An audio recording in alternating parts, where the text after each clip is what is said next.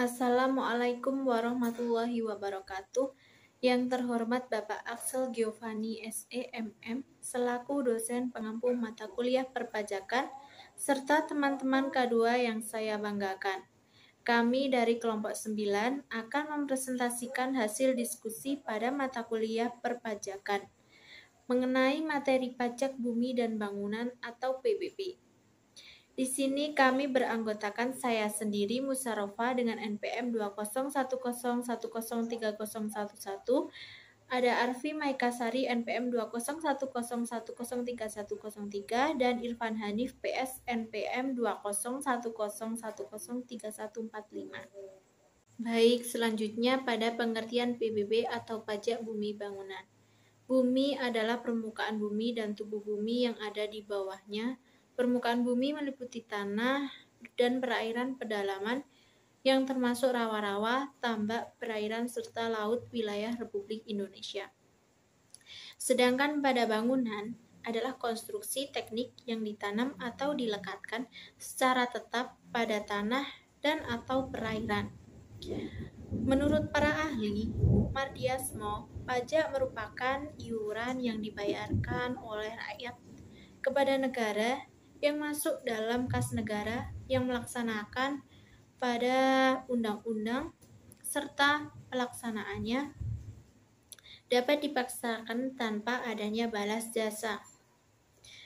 Dengan demikian, pajak bumi dan bangunan adalah pajak negara yang dikenakan terhadap bumi atau bangunan berdasarkan Undang-Undang Nomor 12 Tahun 1985 tentang Pajak Bumi dan Bangunan sebagaimana telah diubah dengan Undang-Undang Nomor 12 Tahun 1994.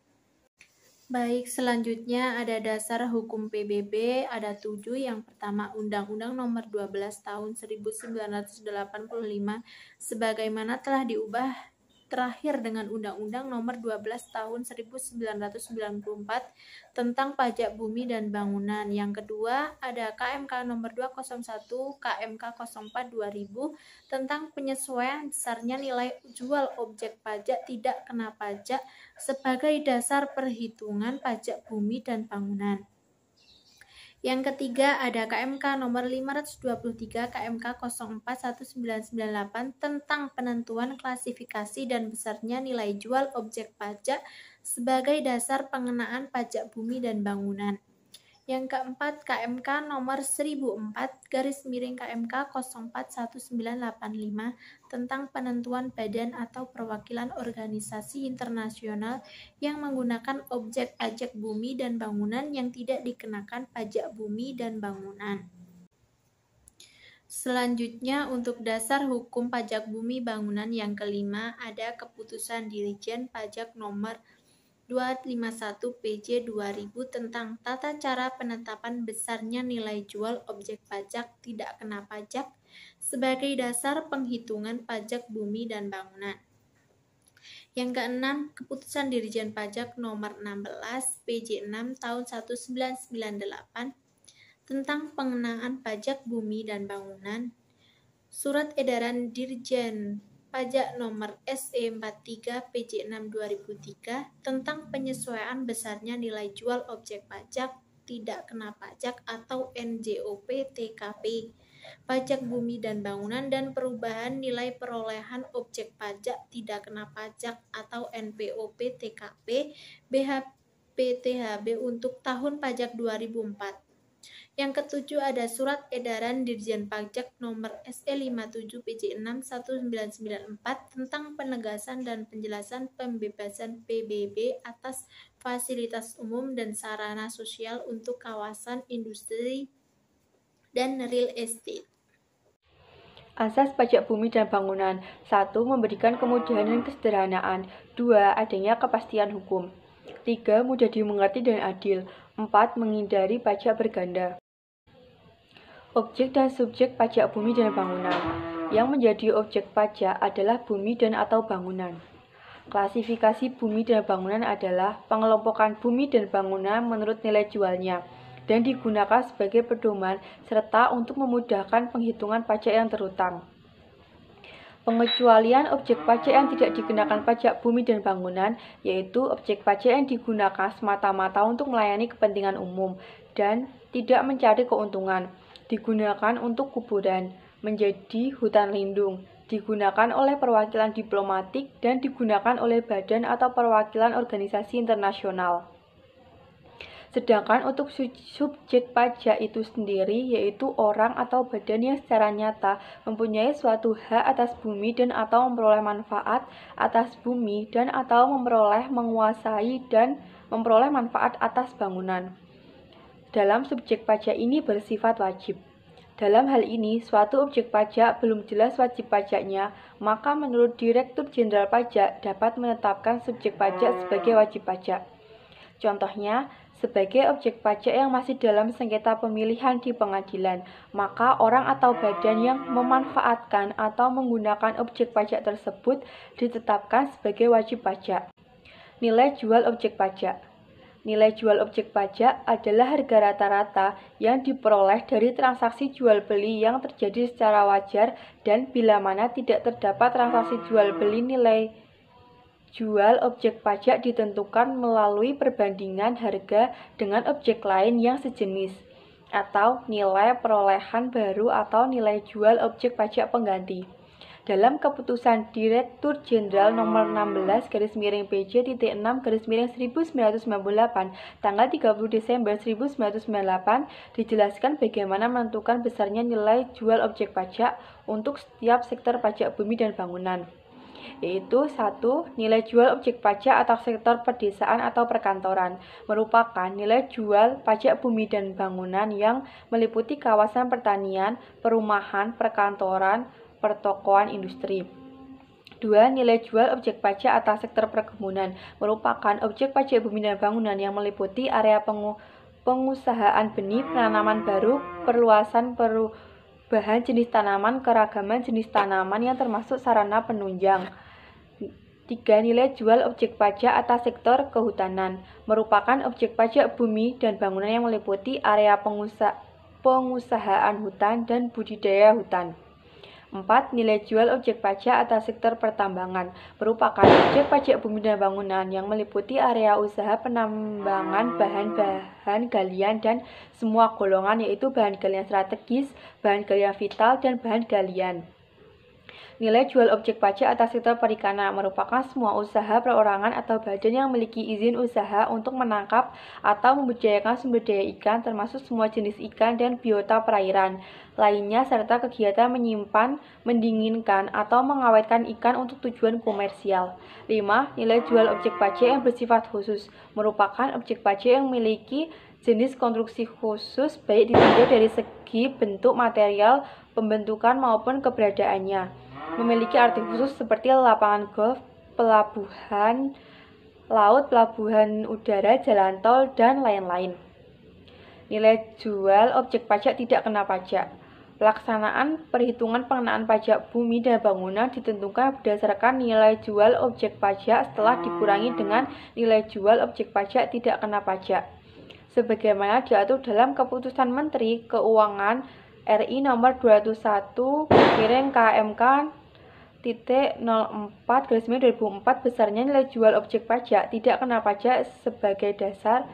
Besarnya nilai jual objek pajak tidak kena pajak setiap daerah, kabupaten, atau kota ditetapkan oleh Kepala Kantor Wilayah Direktorat Jenderal Pajak atas nama Menteri Keuangan dengan mempertimbangkan pendapat pemerintah daerah setempat.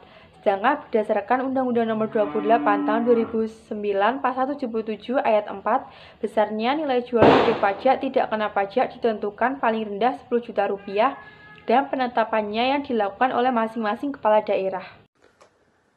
Tarif dasar pajak bumi dan bangunan. Dasar pengenaan pajak. Dasar pengenaan pajak adalah nilai jual objek pajak atau NJOP. 2. Besarnya nilai jual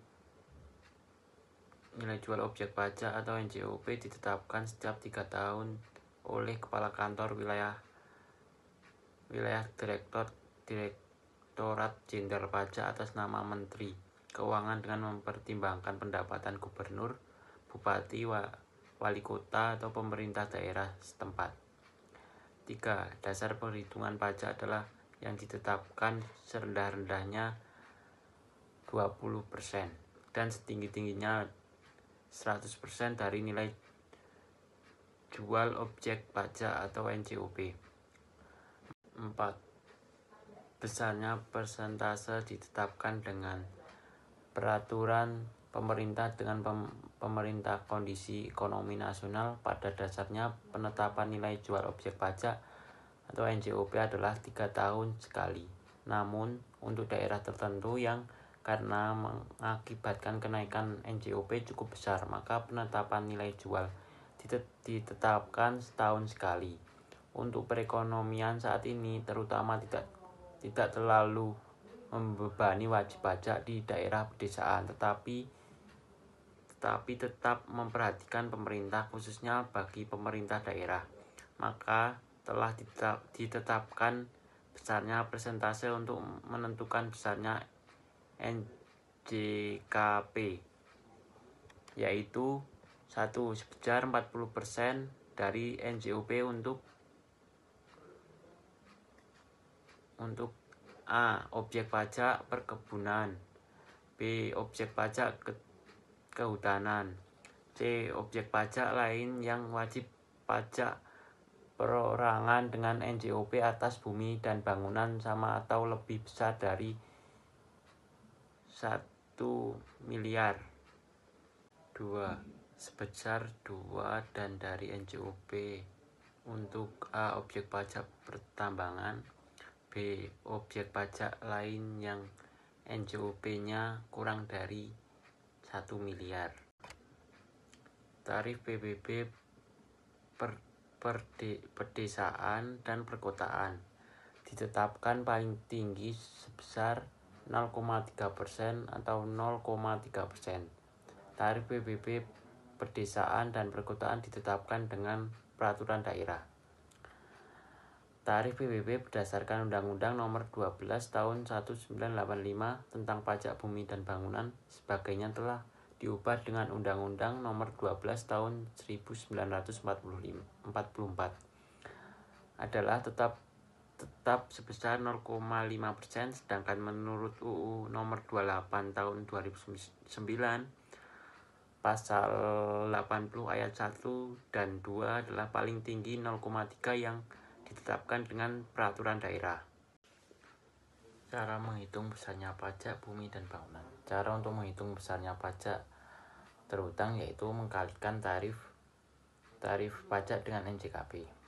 Pajak bumi bangunan sama dengan tarif pajak kali NJKP sama dengan 0,5% kali persentase NJKP kali NJOP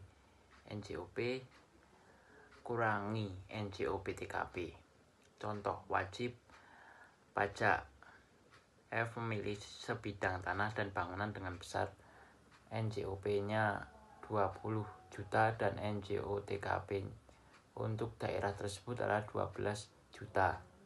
Maka besar pajak yang terutang adalah PBB sama dengan 0,5% kali 20% kali 20 juta kurangi 12 juta sama dengan 8 juta. Selanjutnya adalah studi kasus. Analisis target pajak tak tertagih pada pajak bumi dan bangunan. Studi kasus. Pada Kabupaten Bengkalis merupakan bagian dari Provinsi Riau dengan luas struktur geografis terdiri dari beberapa pulau kecil dan sebagainya berada di kawasan Sumatera. Selain itu juga termasuk 10 besar tingkat kabupaten se-Indonesia. Ini yang tergolong makmur dan sejahtera. Namun apabila dilihat dari penerimaan pajak bumi dan bangunan, PBB Kabupaten Bengkalis masih ada sisa pokok ketetapan PBB tidak tercapai dari target yang telah ditetapkan. Tingginya tingkat kurang bayar wajib pajak dalam membayar pajak bumi dan bangunan memberi dampak dan risiko yang tinggi terhadap pendapatan asli daerah atau PAD. Tingginya nilai dan persentase tidak terrealisasinya pajak PBB Kabupaten Bengkalis kisaran 52% sampai 56% tiap tahunnya. Hal tersebut menjelaskan bahwa kinerja rata pencapaian target pungutan pajak PBB tidak sampai 50%, sedangkan untuk wilayah Talang Madu, Mandau, Bengkalis, Batin, Solapan, dan pinggir yang tidak mencapai pungutan pajak di bawah 40%. Proses pemungutan pajak sangat berpengaruh pada wajib pajak dalam membayar dan melunasi pajak, terutamanya secara tepat waktu atau sebelum jatuh tempo, serta kinerja pemerintah dalam pemungutan pajak setengah berperan penting. Dengan demikian, solusi yang dapat dilakukan yaitu perlu adanya peningkatan pemungutan pajak dengan melibatkan semua pihak, mulai dari tingkat terendah hingga instansi terkait. Kinerja Badan Pendapatan Daerah Bapeda Kabupaten Bengkalis dapat memprioritaskan untuk mencari solusi agar kiranya permasalahan tersebut tidak menjadi fenomena yang sama pada tiap tahunnya. Sekian presentasi dari kelompok kami, kurang lebihnya kami mohon maaf. Wassalamualaikum warahmatullahi wabarakatuh.